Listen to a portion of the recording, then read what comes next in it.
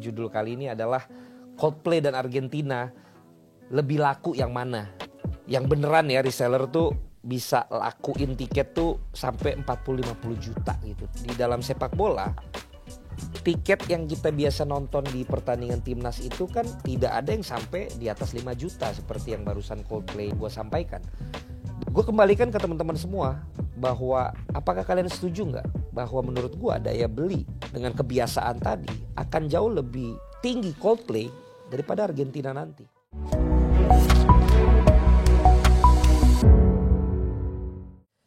Halo teman-teman semua, kembali lagi di Valentino Jebret.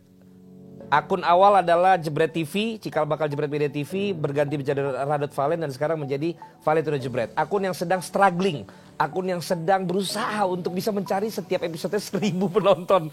Untungnya 3 episode awal sampai juga tuh 1000 ya. Makasih teman-teman, berapapun itu gue tuh senang berproses. Gak senang sama best, tapi gue senang berproses. Dan bukan gak senang sama best beneran ya, ntar lu jadiin isu lagi. Maksudnya bener banget bahwa kita harus mulai satu tangga ke satu tangga lainnya gitu. Jadi kalaupun kita udah punya Jebret Media yang udah 500 ribuan, penonton DP yang banyak, justru akun gue sendiri kok mulai merangkak lagi. Disitulah yang gue seneng tantangannya, disitulah yang gue seneng untuk memulainya, untuk bisa naikin lagi di semua. Dan di sini memang nggak terlalu populer kalau dibanding yang kalian kenal gue. Di sini kita lebih banyak bahas tentang communications, tentang service excellence, tentang hal-hal yang personal branding, yang kayak gitulah, yang di luar dari sepak bola ya. Dan kali ini gue mau membahas tentang Coldplay dan Argentina yang datang menghantam kita semua untuk menyenangkan masyarakat Indonesia. Tapi tentunya ada cost yang harus dikeluarkan semua masyarakat untuk bisa menikmatinya juga gitu. Dan judul kali ini adalah Coldplay dan Argentina lebih laku yang mana? Nah ini menarik karena hubungannya bukan karena sekedar topik yang lagi hangat, tapi lebih kepada popularitas, branding maupun juga karakteristik dari penonton berbayar atau tidak berbayar di Indonesia. Kalau melihat dari apa yang dilakukan oleh Coldplay, ini luar biasa ya, bagaimana mereka tuh bisa menarik penonton kita tuh yang pernah datang nonton dia di negara lain, baik di Asia Tenggara, Asia, di Eropa itu nonton buat nontonin mereka gitu. Dan ketika sekarang dia datang ke Indonesia, seakan-akan semua yang belum sempat keluar negeri, yang belum bisa punya kesempatan keluar negeri itu pengen nonton semua. Bahkan juga ada yang FOMO ya, fear of missing out juga. Yang penting gue ikutan nonton deh karena nanti bisa eksis dan sebagainya.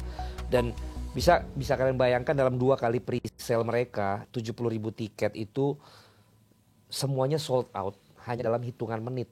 Dan bahkan kemarin gue punya pengalaman saat gue ngerjain tugas di coffee shop itu, kok hari ini coffee shopnya rame banget ya gitu. Ternyata pas gue lihat semuanya lagi pasang web yang jualan tiket Coldplay gitu. Ada yang memang beneran pembeli Coldplay, ada yang kayak just tip-nya Coldplay juga berkoordinasi satu dengan yang lain untuk dapetin itu. Dan gue denger sendiri bahwa gue dapet dua, ada yang bilang kok gak dapet dan sebagainya. Dan gue bisa bayangkan dari satu coffee shop itu berapa ribu coffee shop saat itu di Indonesia yang dalam situasi yang sama. Dan itu baru coffee shop, belum di tempat-tempat lain juga. Dan lo bisa dengarkan bagaimana resellernya tuh, yang beneran ya reseller tuh bisa lakuin tiket tuh sampai 40-50 juta gitu. Dan is it legal or not gitu? Menurut gue legal juga, karena di luar negeri pun sama, reseller itu jadi kayak bahasa kerennya calo gitu loh. Karena dia memang udah punya tiket itu dan dia punya kesempatan untuk bisa nawarin itu ke yang lain juga gitu ya. Kecuali memang itu sesuatu yang sangat dilarang gitu. Dan ternyata kan itu enggak juga gitu. Makanya ada just tip. Dan just tip juga sekarang makin canggih kan. Gimana just tip tuh lu terima bayarannya dulu, ketika dia gak dapet yaudah dia balikin duitnya gitu. Jadi lu pakai just tip pun belum tentu lu dapet. Bahkan just tip yang untrusted gitu itu bisa jadi nipu. Dan sekarang ada yang sedang dituntut. Balik lagi ke harga resminya, dimana kok goyang ya gue pegang handphonenya. Itu harga resminya kategori 8 tuh 800 ribu. Gary nih yang paling ngerti musik, koreksi kalau gue salah. Kategori 7 1.250.000. Kategori 6 1.250.000. Kategori 5 1.750.000. Kategori 4 2.500.000. Kategori 3 3.250.000. Kategori 2 4 juta. Festival 3.500.000. Kategori 1 5 juta. My Universe 5.700.000. Ultimate Experience 11 juta. Dan ternyata semuanya terjual dengan sangat cepat. Dan gue denger dalam 2 kali pre-sale dari 70.000 tiket yang diperebutkan, ada 2 juta sampai 2,5 juta orang yang ngantri untuk mendapatkan tiketnya. Bisa dibayangkan untuk pagelaran yang digelar di November, sekali lagi kalau gue salah tolong dikoreksi, dalam waktu sekian menit, dalam 2 kali penjualan tiketnya sudah terjual. Dan yang jadi reseller pun bahkan banyak yang sudah berhasil menjual juga. Jadi ya kemampuan daya beli dari pencinta musik kita untuk band sekelas Coldplay ternyata 70.000 itu tidak seberapa untuk mengeluarkan uang sebesar ini. Dan gue belum dengar kalau Coldplay ini punya TV yang udah siap untuk menayangkan live. Bahkan nggak pernah ada yang gue dengar konser musik langsung ditayangkan live di televisi kan.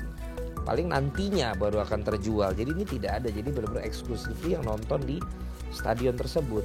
Dan yang gue dengar kabarnya bagaimana sekarang negosiasi sedang dilakukan karena saking penuhnya mencoba untuk 2 hari. Seperti Blackpink kemarin 2 hari ya. Nah Blackpink 2 hari semuanya tetap sold out. Coldplay 2 hari berarti semuanya bisa akan tetap sold out. Apa yang bisa gue simpulkan? Bahwa penonton musik sudah terbiasa untuk menonton karya pemusik idolanya dengan berbayar.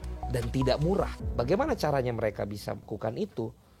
Karena internalisasi yang sudah terjadi dalam dunia musik adalah kalau lu pengen dengerin dan nonton mereka ya lu harus bayar. Dan seberapa mahal pun itu mereka berusaha untuk bisa mendapatkan uangnya.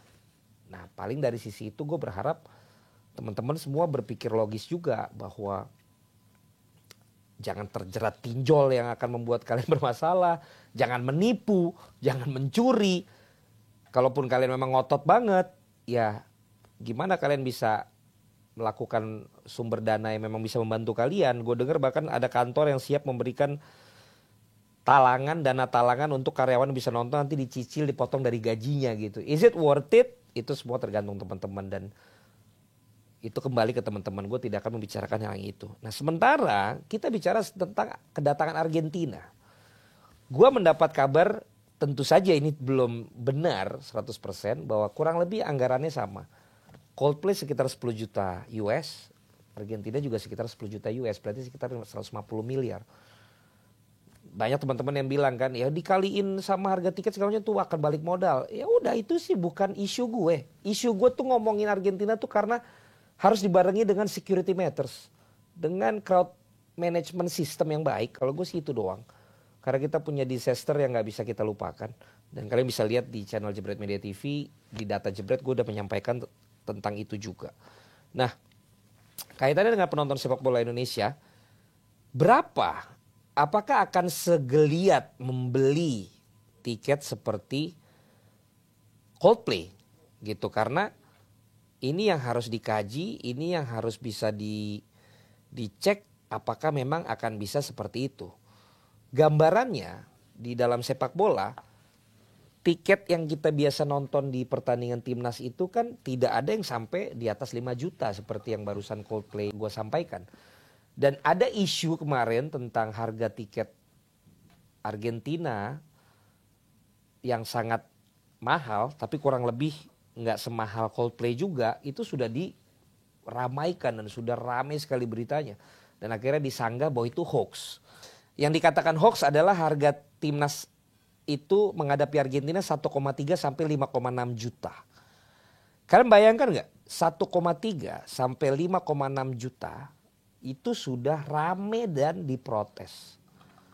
Sementara Coldplay yang tadi gue sampaikan harganya sampai 11 juta sudah sold out hanya dalam hitungan menit. Berarti gambarannya kalau itu pun bukan hoax saja, apakah kemampuan daya beli penonton bola memang lebih kecil dari kemampuan daya beli musik? Kalau gua untuk ukuran 70.000 penonton yang sama, menurut gua bukan kemampuan daya belinya. Tapi menurut gua kebiasaan untuk membeli tiket di penonton musik dengan kebiasaan untuk menonton sepak bola itu yang berbeda. Kenapa? Karena untuk mencari 70.000 orang yang bisa membeli harga tiket seperti Coldplay di Argentina lawan Indonesia pasti ada.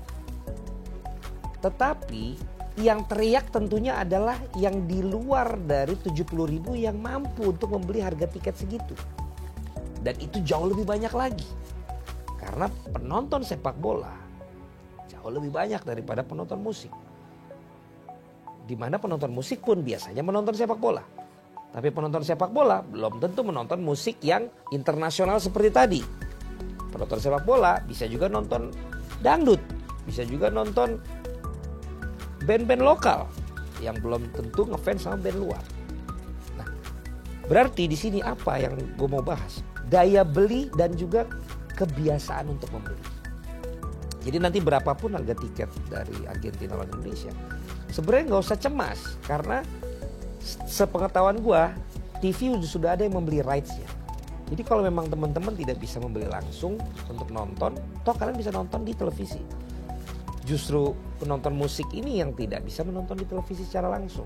Makanya harus langsung menonton di pagelaran konsernya. Sensasi yang berbeda nonton musik di konsernya langsung dengan kebiasaan sensasi untuk nonton sepak bolanya langsung. Itu juga yang menjadi pertanyaan berikutnya. Apakah sama gak sih sensasi yang dirasakan penonton musik ketika nonton band favoritnya manggung langsung dengan sensasi nonton pertandingan sepak bola ketika tim kesayangannya nonton langsung? Jadi kembali lagi ke judul di episode kali ini, bahwa menurut gua bukan hanya kemampuan daya belinya, tetapi kebiasaan untuk berbayarnya yang masih gua bisa bilang rendah untuk sepak bola Indonesia. Gua kerja di televisi berbayar pernah, dan waktu itu digambarkan begini, penonton sepak bola memang banyak. Tapi dibanding penonton tenis, ketika penonton sepak bola juga harus berbayar untuk menonton pertandingan tersebut, ternyata akhirnya yang lebih banyak adalah penonton tenis. Jadi gini, penonton sepak bola harus bayar nih. Kalau sekarang kan kayak OTT ya, kayak video.com, Mola. Jadi waktu itu kalau zaman dulu kan cable TV, MNC Sports dan lain sebagainya. Ternyata begitu diukur, yang akan berlangganan ke TV kabel itu untuk menonton tayangan itu lebih banyak penonton tenis atau penonton golf yang siap berbayar daripada penonton bola. Penonton bola tetap lebih banyak cari cara untuk yang ilegal, makanya waktu itu di campaign banget supaya nggak nonton ilegal, atau dicari ke tempat nonton bareng. Dimana nanti yang nyelenggarain nonton bareng yang bayar, mereka tinggal nonton bareng-bareng. Kena minimum charge dan lain sebagainya. Itu pertama. Kedua, sekarang kita bisa lihat OTT mulai ngetrend, kita mulai berbayar untuk berlangganan nonton. Nah, ketika berbayar maka ada spending cost yang harus kita keluarkan pada saat kita nonton. Apa yang terjadi ketika satu OTT yang memang ingin mendapatkan jumlah subscribers dengan jumlah tinggi di saat pertama kali launching, biasanya akan menyasar ke sepak bola. Dan itu terjadi. Tetapi kemudian apakah sustain apa enggak? Rata-rata enggak sustain. Karena setelah kontraknya habis misalnya 3 tahun gitu. Kok ternyata di compare investasi gue untuk beli tayangannya dengan yang berbayarnya kok enggak sebanding ya. Makanya enggak heran kalau ada entitas-entitas seperti OTT ataupun juga channel seperti itu setelah kontrak pertamanya enggak lanjut lagi. Karena daya belinya tetap enggak terbiasa untuk seperti itu. Yang ketiga, contoh konkretnya adalah saat kita terbiasa untuk menonton gratis, lalu kemudian akhirnya harus berbayar dan yang gratis itu diacak. Kalian bisa lihat tuh komen-komen kerasnya seperti apa ketika akhirnya akan mengkritisi tentang gini aja harus bayar dan sebagainya gitu.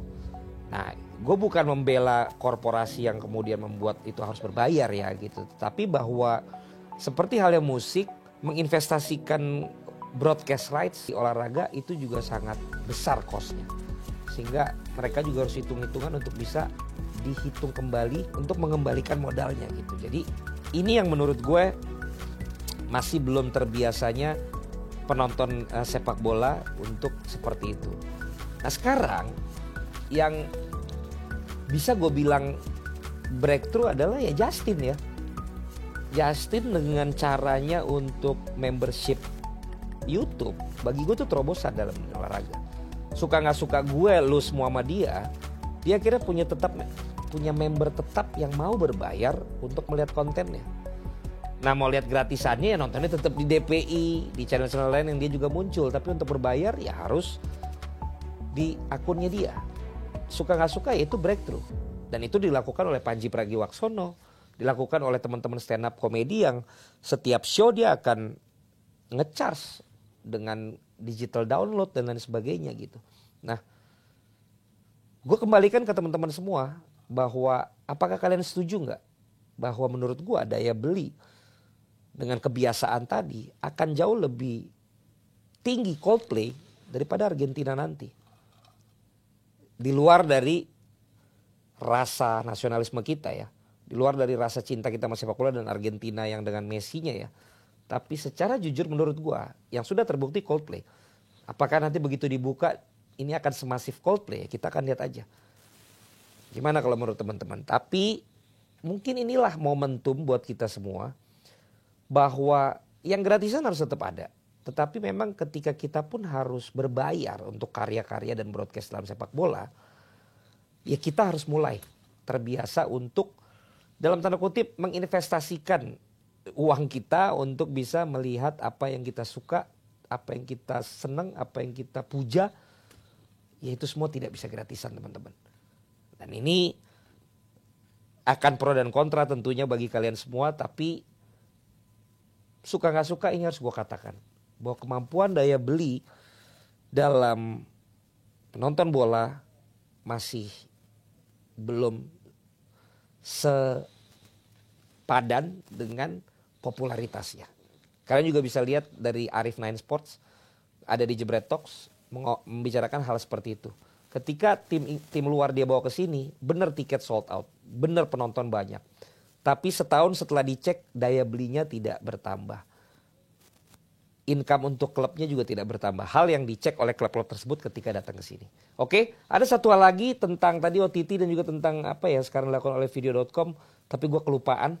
Ya jadi nanti aja lah gue bahas kalau gue udah inget lagi. Waktunya udah beres untuk Valentino Jebret episode sekali ini. Coldplay dan Argentina lebih laku dan lebih pengen beli tiket lebih banyak yang mana.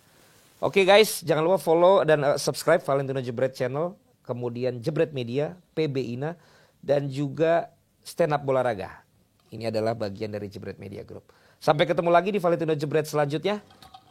Silakan beli, mau Coldplay atau Argentina. Dua-duanya juga boleh.